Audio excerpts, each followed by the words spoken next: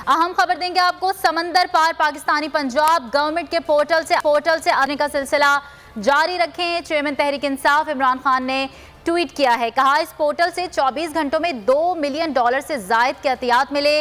इन सब का शुक्रगुजार हूं जो पहले ही अपना हिस्सा डाल चुके हैं। आपको खबर दे रहे हैं समंदर पार पाकिस्तानी पंजाब गवर्नमेंट के पोर्टल से एहतियात भेजने का सिलसिला जारी रखें। चेयरमैन तहरीक इंसाफ इमरान खान ने ट्वीट किया है जिसमें उन्होंने लिखा कि इस 20 घंटों में $2 मिलियन से जायद के एहतियात मिले हैं।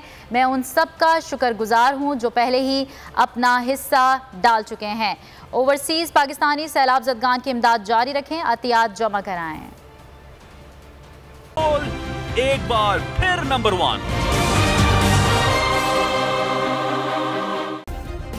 सब्सक्राइब करें और बेल दबाएं ताकि कोई खबर रह न जाए।